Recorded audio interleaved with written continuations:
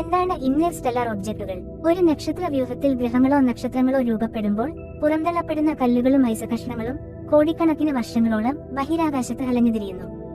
ഇത്തരത്തിലുള്ള വസ്തുക്കൾ നമ്മുടെ സൗരയൂഥത്തിന് അടുത്ത് കൂടെ കടന്നു പോകുന്നതിനെയാണ് ഇന്റർസ്റ്റെല്ലാർ ഒബ്ജക്റ്റുകൾ എന്ന് പറയുന്നത്. ഇങ്ങനെയുള്ള ഒബ്ജക്റ്റുകളുടെ ഓർബിറ്റ് ഹൈപ്പർബോളിക് ആയിരിക്കും. അതായത് ആയുസ്സിൽ ഒരിക്കൽ മാത്രമേ അവ സൂര്യന്റെ സമീപത്തുകൂടി കടന്നുപോകൂ. ഇവയുടെ വേഗത വളരെ കൂടുതലായിരിക്കും. അതുകൊണ്ട് തന്നെ സൂര്യന്റെ ഗുരുത്വാകർഷണത്തിൽ ഇവ കുടുങ്ങില്ല. ഇന്റർസ്റ്റെല്ലാർ ഒബ്ജക്റ്റുകളെ പഠിക്കുന്നത് കൊണ്ട് മറ്റു നക്ഷത്രവ്യൂഹങ്ങളിൽ വസ്തുക്കൾ എങ്ങനെയാണ് രൂപപ്പെടുന്നത്, അവിടെ ജീവന്റെ സാധ്യതയുണ്ടോ എന്നെല്ലാം മനസ്സിലാക്കാം. ശാസ്ത്രലോകം ഇതുവരെ 3 ഇന്റർസ്റ്റെല്ലാർ ഒബ്ജക്റ്റുകൾ മാത്രമേ കണ്ടെത്തിയിട്ടുള്ളൂ. അവ 2017 കണ്ടെത്തിയ 1I ഓമുവ, 2019 2I ബോറിസൺ, 2025 3I ആറ്റ്ലസ് എന്നിവയാണ്. ഇതിൽ അവസാനമായി കണ്ടെത്തിയ 3I ആറ്റ്ലസിൽ ജീവൻ ഉണ്ടോ എന്ന് ഒരുപാട് ചർച്ചകൾ ഇന്നും നടന്നുകൊണ്ടിരിക്കുന്നു.